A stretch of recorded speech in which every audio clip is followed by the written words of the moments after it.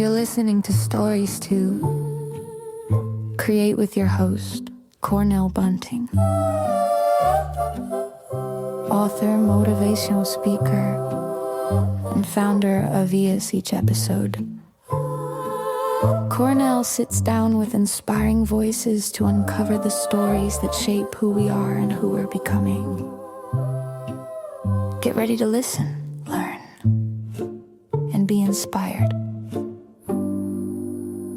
The show starts now.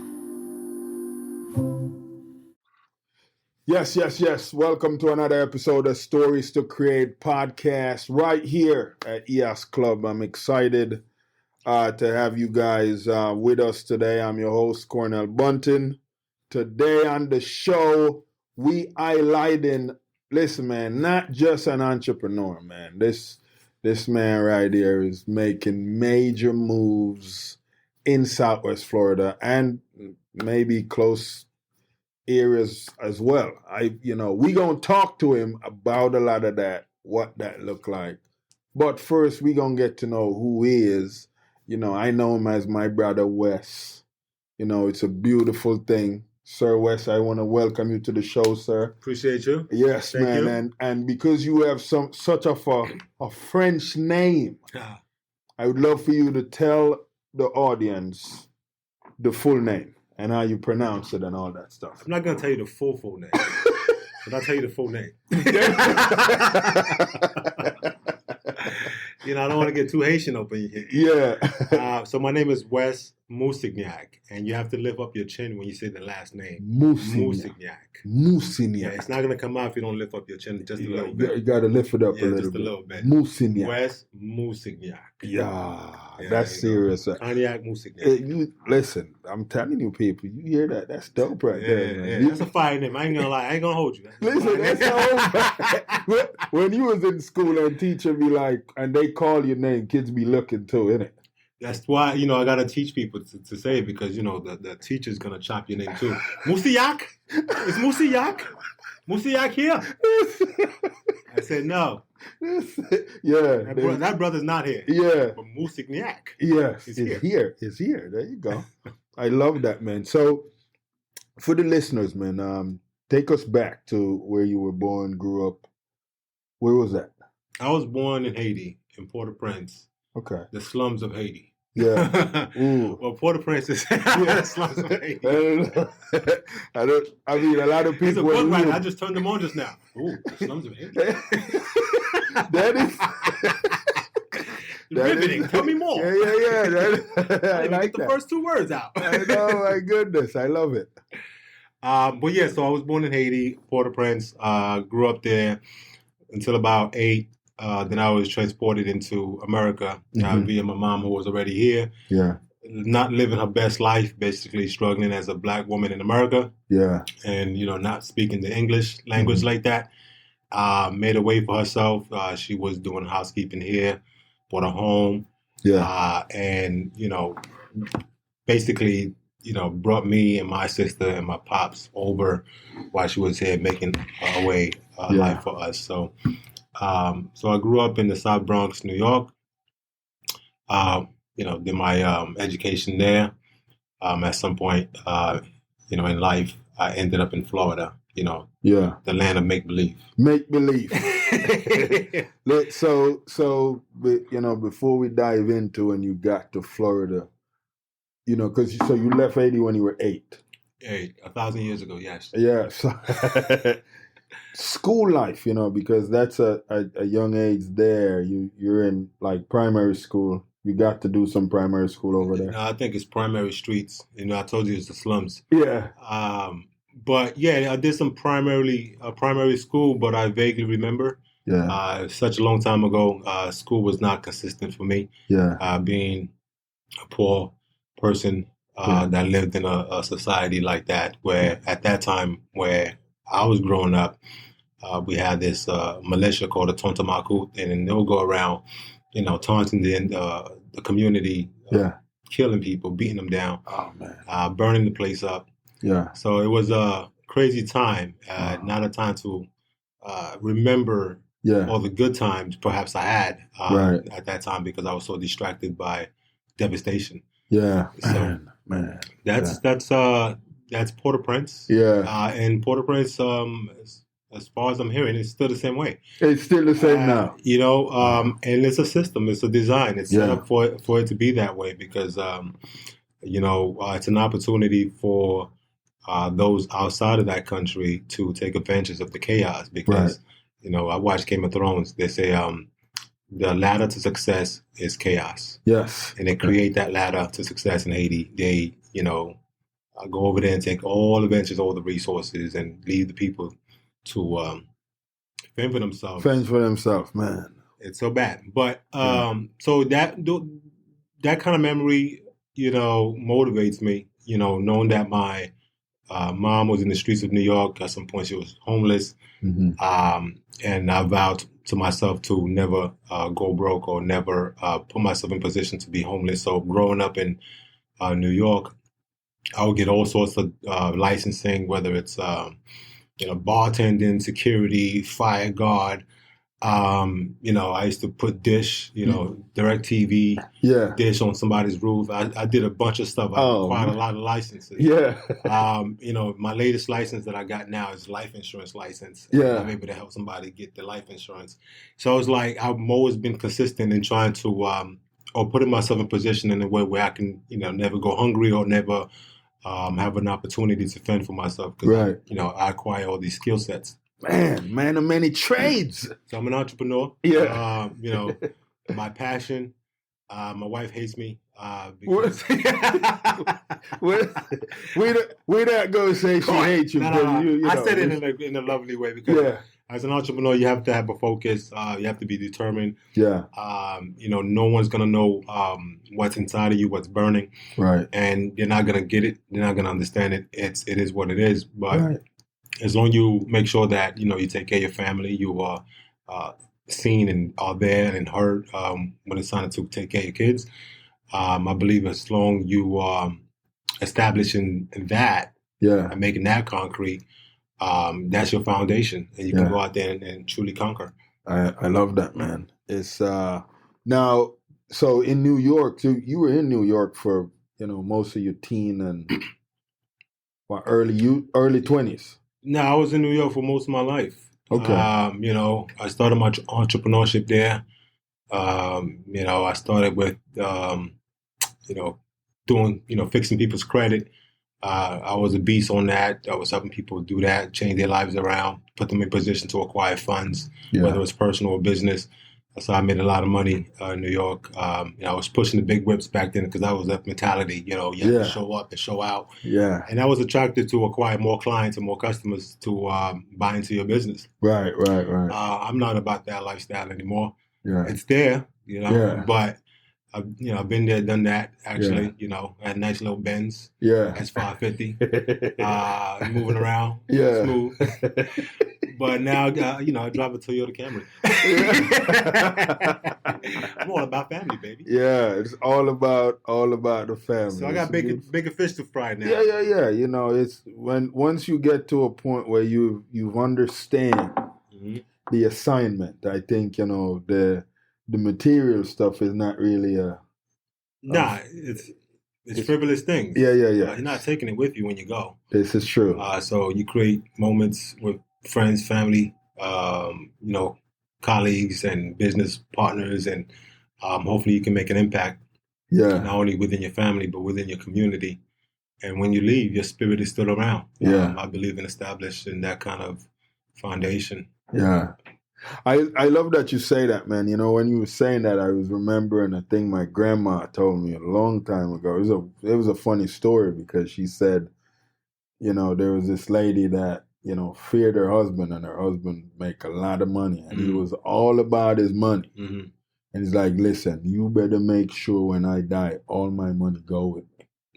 That's I need it. In heaven. Yeah. That's how serious he was about his money. And you know what she did? She wrote him a check for all the money that he had and put that in his check in there. What craziness. Yeah, you can take it. I'm just going to write you a check. Yeah. It's going to bounce, but it'll be there. But she did what she was told. Right. So she didn't have fulfilled. to. Yeah. She honored him. Yeah. Yeah, in a frivolous way. Man. So, one of the things, man, a lot of people admire about the Caribbean is, our ancestors, that what those stories look like back. How was it like with you and your grandparents or, uncles, aunts? Well, I don't know my grandparents. My dad was my grandparent because he was 90 years old when he married my mom. He's a Haitian. That's what they do. Yeah. I mean, I'm adding, I'm exaggerating. Yeah. I'm adding caricatures to this thing. But Yeah. it was quite old. Though, It was grown. He would be a grown man. He would be 111 years old right now. Hadn't he passed right. somewhere in 2011? But he was older. Yeah. So there's no way I was gonna know his parents. Right. I was there since the beginning of times. so my mother, on the other hand, she it was scattered. She has a big family, big land and family. My grandpa is like a landowner, business person, had cattle, and so she had wealth on her side, and she knew like the courts, the judges, and things like that.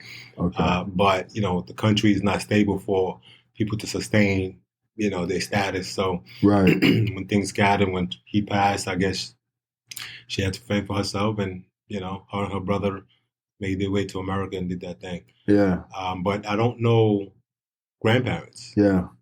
I know my wife's grandparents. They're really good people. I see how grandparents could be loving. There you go. Caring for the family. And you need that, again, another foundation that can keep you level in life. Yeah. I think a lot of people need to understand what that look like, man. But with that, we wanna journey down into Florida. What was when you decided to leave New York? Mm-hmm. Was Florida your first choice? Yeah, Florida always been that choice. You're thinking about the weather, the blue sky, the open sky, the palm trees. Yeah. You get to be outside 99% of the time, due to the good weather here. And, when you're living in New York, you're thinking about, how gloom the sky looks, how dark it gets early, and how cold it is during the winter time.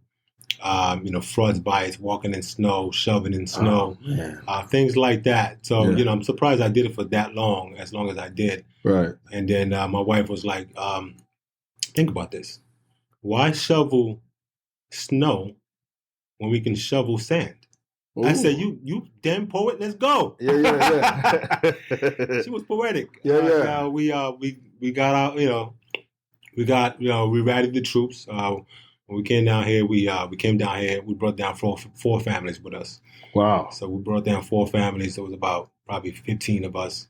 Then, more families came down. It's probably about 40 of us now. Wow. The last people that made it down here was my in-laws, my grandparents. Yeah. And last month they showed up here. Yeah. They got home in somewhere in North Fort Myers. Yeah. Trying to enjoy this weather as well. That's beautiful. Be closer to the grandkids. Wow, you came in 40 deep. Yeah, it was pretty deep. So no new friends. No new friends. No Keep new the circle friends. clean. I love it.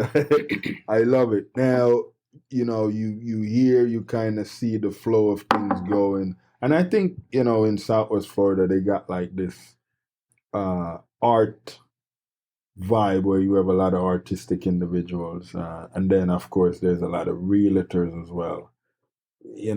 How did you feel when you came and just kind of see what kind of crowd you were dealing with? I thought I was going to take my business to the next level. When I got down here, I realized there's no gray areas. Because when I was in New York, I was flying high with entrepreneurs, that was trying to come up, or that was already there, and I was helping them fix their credit. I would help get them funding, get money, and they had a desire to do that hustle to, come up, and do their thing, whether it's getting a mortgage for a house, whether it's getting money to scale the business, whatever. I was helping put them in position to do that.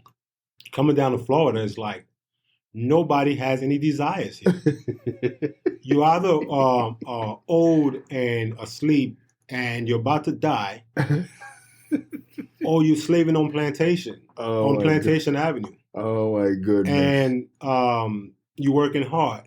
So the in between where I'm looking for the entrepreneur that's like looking for things, I don't find nobody. Yeah. So I said, you know what? I gotta buckle down. So I went around the whole entire town. Yeah. I met everybody. I told myself I was gonna meet 1,000 people, shake 1,000 hands, and build my network. Yeah. But and I did a lot of that. I joined a bunch of chamber of commerce, Fort Myers Beach Chamber, Cape Coral Chamber, Right. the United Haitian American Chamber of Commerce. There was probably a couple more. The Lee County Chamber of Commerce. Oh, you joined them all. I joined them all just to build up my network. Yeah. I was like, man, I got to find these entrepreneurs that are in needs. Yeah. And even getting in there, these people didn't need anything. They were just bouncing around from network meetings and still trying to do the same thing and trying to establish something when they can go ahead and get capital and build that business. Forget the network. Let's just get your money and elevate this thing. Yeah. So it's like, oh man. So that's why I created when I got down here, the Community Press, which is the newspaper that's down here for Dunbar community and Lehigh. Yeah. They were going out of style. I said, why is this black-owned business going out of business now? And I found out that the owners was older. They was done with it. They had a passion to do that for the community, but they didn't have enough muscle and fire anymore. Yeah. So I was like, you know what? Let me go talk to them to see if I can take that over. Yeah. So I went to talk to, I believe he's James, the owner for that paper. Right. Yeah. And I was and he was excited about where I came from, my background, and the fact that I had a vision to run a newspaper. He was like trying to hand this thing over to me, but something happened along the way. There was a delay. I'm like, I'm not going to be delayed on anybody. Let me create my own thing. And that's how the Kingdom Press News got born. The Kingdom Press at kingdompressnews.com is my online newspaper that I provide for the community to bring awareness of what's going on and what's affecting us negatively or positively in our community, just to have that means in order for us to communicate and empower one another and know where the resources that we are needed so much in order to thrive out here. Right. So a lot of that, is on kingdompressnews.com. I, basically created a hub. So I was doing articles for all the business people that I met. I think I even did an article on you at some point. Yeah. So entrepreneurs, business owners, and that's how I was establishing my relationship with folks out here and started to gel with the community. The community now knows me a little bit more. They know that I'm cool, I'm honest. I'm not here to shape or create any wave. If anything, I'm here to add positivity and add value to the community. Add value to the community. Yeah. So I established that, and that was a way for me to promote myself as an entrepreneur, a lifestyle manager who was helping people with credit funding and things like that. Right. So as an entrepreneur and a person with spirit and passion, your business will take different turns and will find its way. And I'm realizing now more than ever that Black people need each other. Yeah. And we in this community is crabs in a barrel. Everybody's trying to bring people down because this is what they know. This is the makeup of America's fabric. So it's like it's in our DNA to take each other down because it was set up that way. So we don't really have a leadership that can we look at and be like, yeah, he's doing it this way and it's working and all the people are here. Let's do it. I don't see any of that. Yeah. So that's where I'm at, where it's like if no one's gonna lead, because a true leader knows when to lead and know when to follow. I'll take the lead, and in my journey, if somebody else can carry us further, I'm gonna follow that. Yeah. But we just have to be aligned with each other. There can't be no hate, no jealousy, no things like that. So right. And that's where Bejuli comes in. Yeah. Bejuli, man, that's pretty dope, man. I mean, you guys are seeing the shades right now. It's in the hat. Right? Oh yeah, you got the hat going, man. The fedora. It's beautiful, as you can see, we're endorsing the product. Yeah. As we speak. It's amazing. BejuliShop.com. Yeah. BEJULI shop.com. You better know how to spell shop. I ain't gonna do it for you. Yeah. I don't care if I miss that. I like that. So the kids, your wife, now you're saying like too busy, or you have found a balance where you understand the time that's spent with them and then the time that you put into the work? Still finding, trying to fine tune the balance. Yeah. As entrepreneurs, and you want to leave behind a legacy for your children and your children's children. And some may not get it, but so you may get carried away, right? And you have to remember that if you don't build and continue, watering the plant, the flower, so it can grow healthy. Same thing with your family.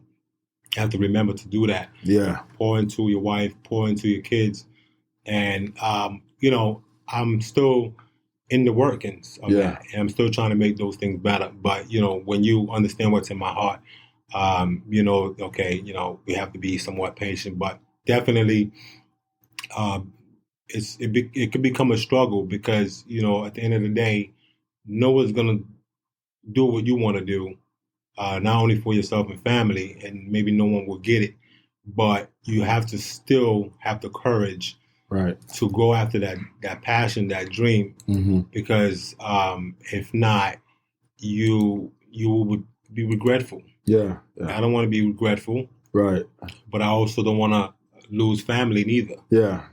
You got to think about what's most important when everything's all said and done. Who's going to have your back, right? Right. Who's going to be there for you? God forbid in my journey you get hurt and somebody needs to be there to fend for you. Right. What are you going to do then? You're going to look back and realize there's nobody behind you next to you to help in that situation. That's why you got to find a clean balance and really approach the situation in a way where everybody wins. Yeah, I like that. We're in a space right now where a lot of people are still trying to figure out their next best move, and what that look like. And I think for people that don't necessarily understand what their purpose is, that's a challenge for them. Yeah. But then there's those individuals that maybe feel like they're walking in their purpose, but not necessarily understanding what is the next best move. What would you say, man, to a lot of those individuals that are feeling stuck because, they feel like they're doing something that they were put here to do? Well, when you're stuck and in a rut, I'm going to say read. Get ideas from somewhere else. Yeah, I like that. I like that. There's opportunity in that, because the more you read, the more opportunity you create for yourself. Because you start seeing things, and you start seeing the bigger picture. You start seeing testimonials from others that went to a certain path, and they went towards a certain direction, and then they got diverted to another direction. Yeah. And so ultimately, they found their way, and they came to a purpose. You could have started when you're 20 and you wouldn't find your purpose until you're 50. Right. But if you didn't go through that journey and go through that path, you would not have been molded or been created to, when you did get to 50, to have a true purpose, because now you see everything clear. Right. So just keep going, keep pushing, learn, read, educate yourself. Yeah. When things are slowed down, take time to acquire the information that's needed. Yeah. Get a skill set to sustain yourself and have that foundation. And it's going to click at some point. Right.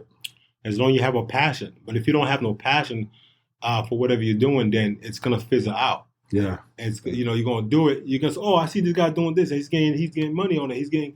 And you get in there and realize you're not as successful with that person because you have no passion. Yeah. But if it's in your heart, you have a burning desire to do something great, it's really about doing something great, no matter what it is. Yeah. You know what I mean? So if you can't do greater things if you aren't doing great things already, right? This is true. This is very true. So you have to be doing great things. Yeah. And greater things will happen as you are doing great things. It may lead you in any direction, and whatever that your passion is, ultimately, your passion is going to take you in that path, whatever that path is. Right. I know you said, because of just how the family was coming up, you wanted to make sure you figure out a way to not have your family in a situation.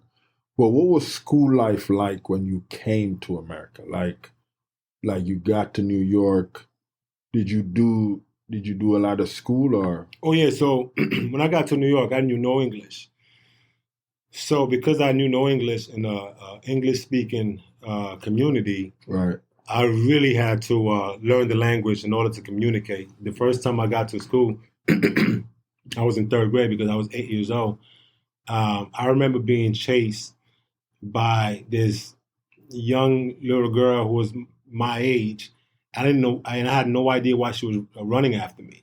I saw her coming towards me, and I just decided to run. You took I off. ran. I ran out of breath. And when she got to me, she said, "Hi, I'm Maria."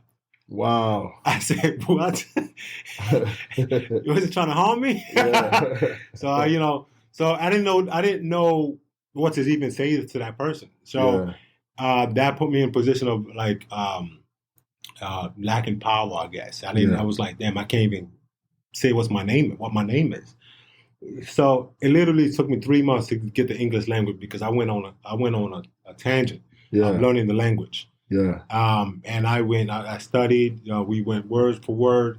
My cousins who came around, we had class every day, every night, just being on the couch, learning the language and pushing myself. And I think that summer of 86 or 87, whichever year it was, I learned the language. And it was about 3-4 months. I was like almost fluent in English. That's beautiful, man. Yeah. Wow. That is awesome. And so that's growing up as a person that's in elementary, my high school. Yeah. I had a lot of fights. I had to fend for myself, being different, still with an accent. But I was cool, though, because my brother, who was already here, paved the path for me, and they respected him. And ultimately, I got that respect. So I was one of the cool kids in school.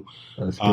I made it out. For some reason, I wasn't the best in school, but I was good in school enough to, graduate early than my, students, my peers and everything. I'm like, wait a minute. I knew I wasn't doing better than you. Why am I leaving high school early 17? Because there was people that was there 19, So I got to college, I went to community college, and I was at 17 going on 18. Yeah.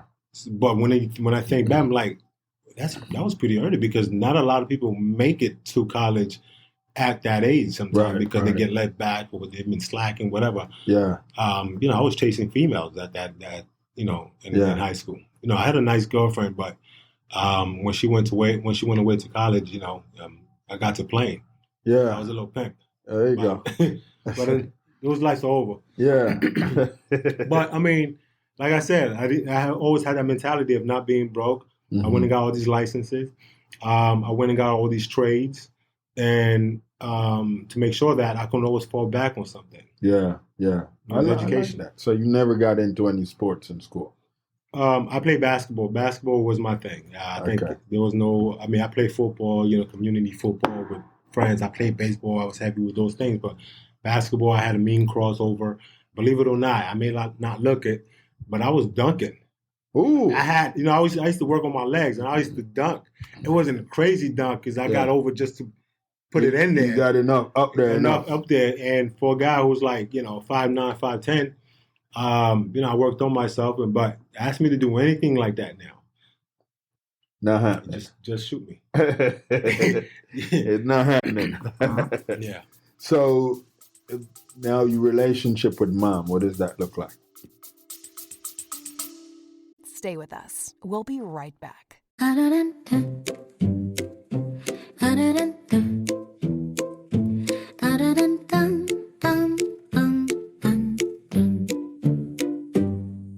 Every young person carries a story of hope, of struggle, of dreams waiting to rise.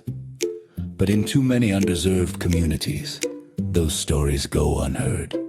At ease Inc. everyone has a story. We believe every voice deserves a chance. Through mentorship, empowering programs, and storytelling workshops, we help youth discover their purpose, strengthen their mindset, and build a future they can be proud of. From classrooms in Jamaica to communities across Southwest Florida, ES is changing lives, one story at a time. but we can't do it alone. Join us, become a mentor, volunteer, donate, help us fuel the next generation of leaders, creators, and change makers. Visit ahazink.org today, because when you help a young person share their story, you help them change their world.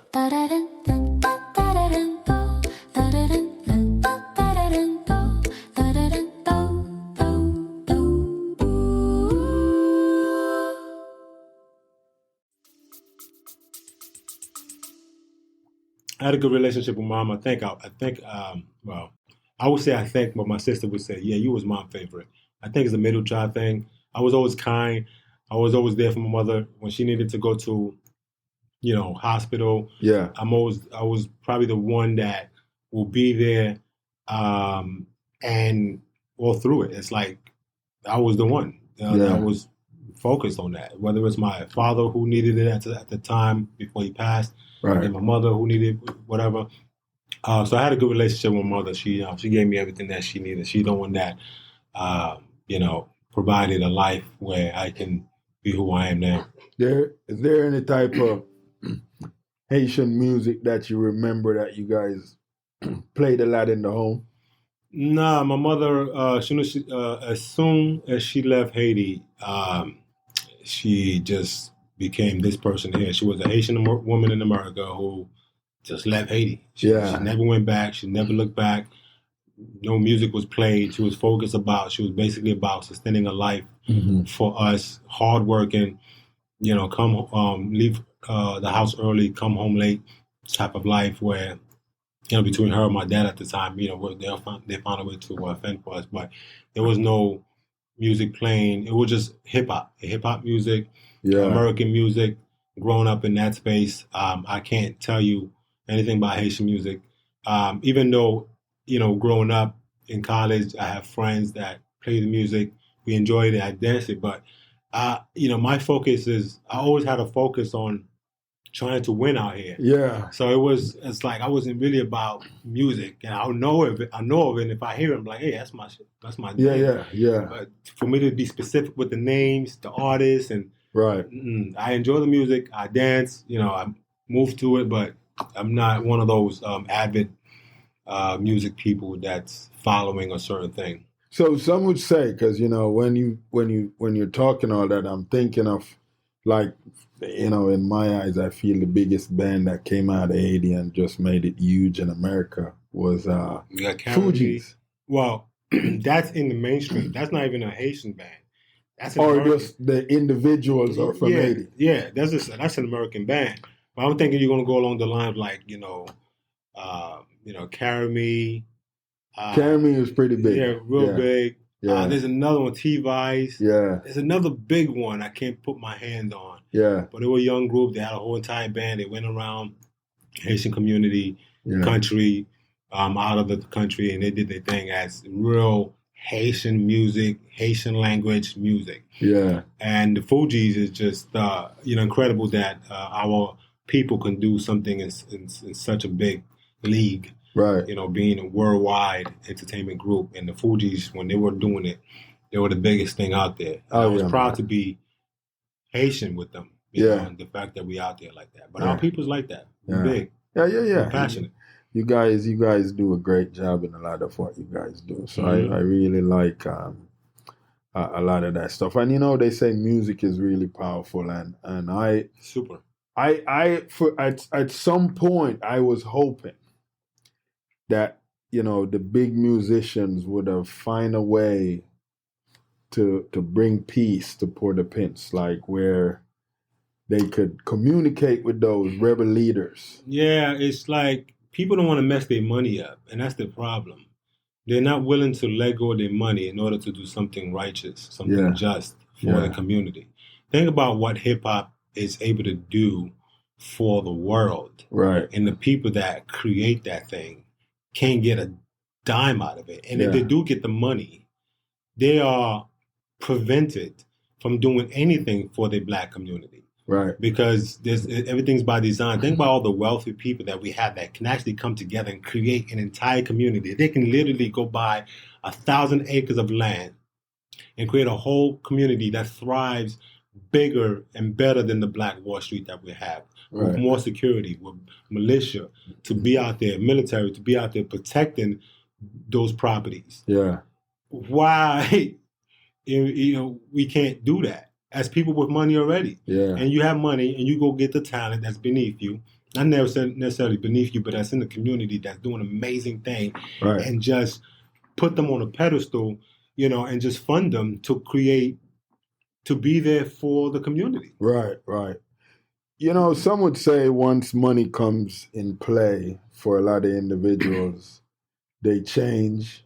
They don't necessarily focus on what their peers were hoping that they would have focused on. Why you think a lot of individuals go through that, where they do a mind shift after the money comes? We don't know what society is out there. Yeah. The Illuminati type of beings that approach these people once they get a certain capital. Yeah. To deter them from doing something for the community. Right. We always been shut down. It's like there's a spiritual force that's out there that gatekeeps us from climbing to the mountain. Right. Because if they allow Black people to be who they're gonna be the supreme being that they have the ability of being, right, we're so past every single thing out there, every single being. Think about how great we are in everything that we do, every challenge, every hurdle, every barrier. Yeah. Think about what happened in the Olympics. Right. It was blacked out. Oh, yeah. So just in that little space of how supreme we are, and we are very highly intellectual type of beings. Right. They just created all these chemicals. The food is bad. They have things in the food and the water that keep our mind from growing. Right. So it's all a design to keep a certain community. The water's bad and everything. Think about all the food that you see in the stores and grocery and supermarkets in that certain community, the liquor store, the Chinese store, all the high fructose, all the high sodium food is there. It's focused in us because that keeps us down. That keeps us lazy. That keeps us from want to do anything. Yeah. And they give you this indoctrinated education that they give us. It's to design for us to stay in this pattern, to get caught up in time. Okay, you got 12 hours to do this and this and that. You don't got 12 hours to do that. If I could accomplish this in 2 seconds, I can accomplish this in 2 seconds. They give us this illusion of time, and they trap us in that design. So we stay trapped. We say, okay, it's 8 o'clock. I gotta go to bed. Yeah. Nah, you ain't gotta go to bed. You're being trained. You're being puppeted right now. You're being It's so crazy how they designed this thing. It was like the perfect design to keep our people down. Yeah. Now people are asleep in that design. They don't even know they've been hit with a spell. I feel like we're moving into a time now where a lot of our people are waking up. A lot of people are starting to see. You think it's a lot?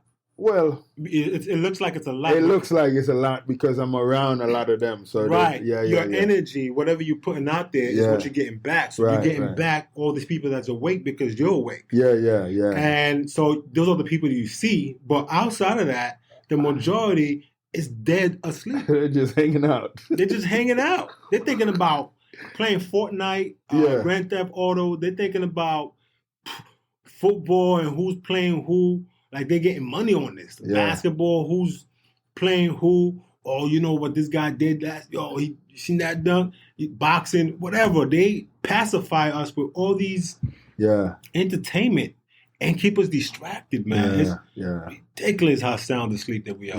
Yeah. It's bad. But, I'm hoping at some point, a lot more will start waking up. Yeah. And seeing what their purpose is. Yeah, I mean, it's going to happen. I mean, I think just clean up your circle, clean up your space. Yeah. For those of you who are hanging around 5 people, just look at those 5 people and think about your circle. Are these people bringing anything to the table? Are these people bringing you up? Are these people giving you an opportunity? Are they injuring you in any way, mentally, physically, emotionally?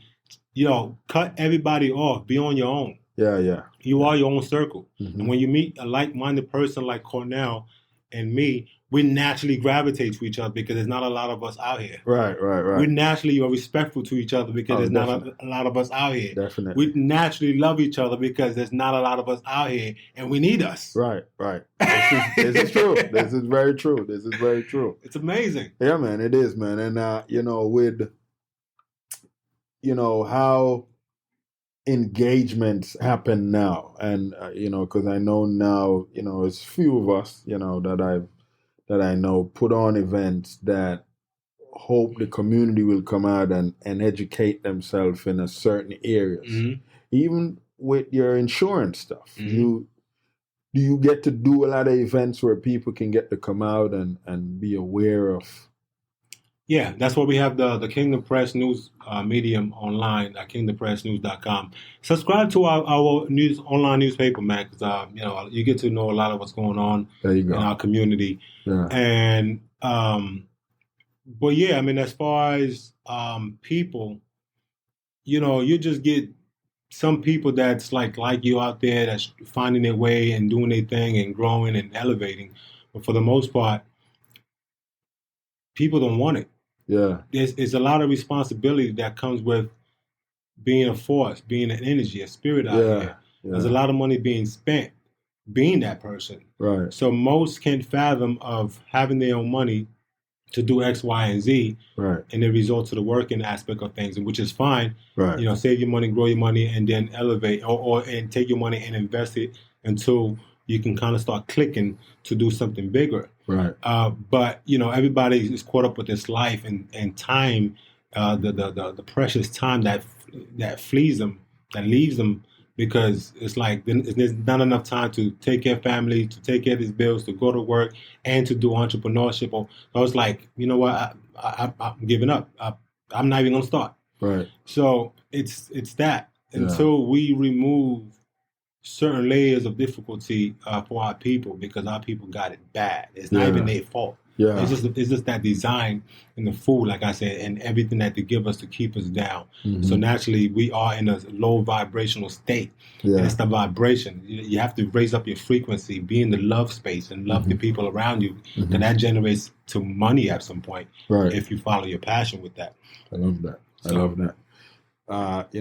Going into our closing part of the show, for individuals that feel that at some point they'll wake up but not sure the next approach, like what would they need to do?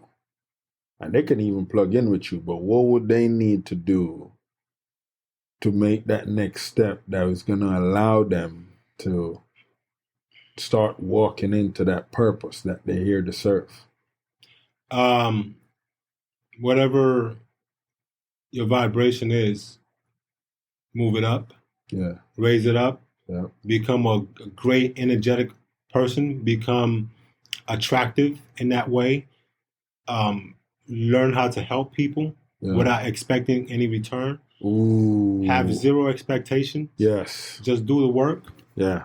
Make your movements. Align yourself with greater people. Yep. You see somebody doing an amazing thing, go shake their hands, talk to them.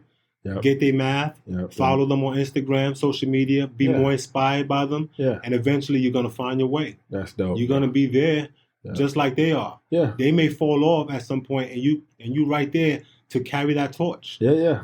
But if you're not doing great things already, you can't do greater things to carry that torch. Right. So put yourself in position to education. Self-education is going to be the biggest education you give yourself. No college, no school is going to give it to you because they don't give it to you the right way. The only thing that they give you is indoctrination. Some people want to go back to school to learn something, and they're going back to that system that put them in that bad position in the first place with all the debt. Right. Self-education, YouTube University, find your peers. Find your tribe. Mm-hmm. Find the people that share the same vision as you and climb up the ladder with them. Yeah, I love that, man. Gems. The plugins for US. Where can people find you, man? KingdomPressNews.com. Kingdom, I believe every household is a kingdom. And I believe that most of our kingdoms are in shambles. And we need resources to elevate our kingdom. That's why the Kingdom Press is here, the KingdomPressNews.com. You can definitely follow me On TikTok, I have a Bejuli. I have a shop. It's called Bejuli Shop. Yeah. You can just research Bejuli, Bejuli, BejuliShop.com. You can go there and for your island wear apparels, your sunglasses, your shades, fedora hats. All right, holla at me. There you go. So right now I'm working on Bejuli is a nation that I'm actually building. Yeah. Bejuli Nation. All right. And it's for Black people. And it's basically it's for us to be able to come together under this umbrella. It'll be a nation within a nation. So if we have our own establishment where we take care of our own people, whether it's healthcare, whether it's the economy, having our own structure, being able to barter with one another and share ideas, share information, share money. Yeah. So we can do that. We don't need actual land to do it. It's a consciousness thing. As long as we're conscious about our intentions and what we want to do with our life and our people and community and us doing it together, we don't need the nation that we are in now to provide any opportunity to us because we are providing it for ourselves. Yeah. So Bejuli Nation, actually BejuliNation.com does exist. I'm actually building the website right now, almost like a community space for us to commune and really share what we all are able to bring to the table. Beautiful. Sorry, Westman. Yeah. I know I talk a lot. No. You good. You good, man. Listen, it was great having you on the show, man. This was beautiful. A lot of information, a lot of gems as well. That was beautiful. There you guys have it, until we bring on another colorful, decorative guest. Yeah. On our show right here at EOS Club. You calling me gay?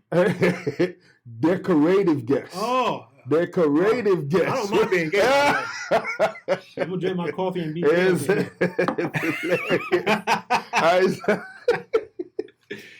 You know he's a funny guy. He's hilarious. I love it. To be or not to be gay. To be or not to be. Listen. You're going to be happy. Listen, I love them anyways. They're good people. I love them. I love myself. What are you talking about? They're friendly people. I love them. You're gay. I'm gay. Yeah. Look at the shirt.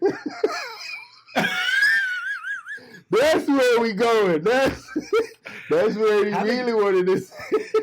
Have a gay life. It's a good space to be. There you go. It's a beautiful thing. Listen, before we close out the show, guys, I want to let you guys know the big organization that we have in Naples called Naples Nice. We are one of the sponsors for the All-Star events, Naples All-Star events. They having this huge event coming up on March 31st of 2025 in Naples, and they're doing it at the Hilton Hotel in Naples. It's going to be fab. I encourage you guys to go get your ticket because a good portion of the proceeds go to our organization, Naples Nice, that help these youths in the community understanding, nurturing integrity, character, and being an environmental stewardship. It's a beautiful thing. I want to thank you guys for being on the show today. I want to thank my guest, Mr. West, for being on the show. Appreciate and until our next show, where we have another guest. It was beautiful. All right. Thanks for tuning in and downloading this episode of Stories to Create. We appreciate you being part of this growing community of storytellers and listeners. If today's conversation inspired you, please share the show with friends, family, or anyone who could use a little motivation in their journey. A special thank you to our sponsors, EHAS Organization, Cornell Bunting LLC, and Nostril Cheese Chase for supporting the mission and making this podcast possible. To learn more about our work, upcoming projects, and how you can get involved, be sure to visit www.cornellbunting.com. Until next time, keep creating, keep growing, and remember, your story has power.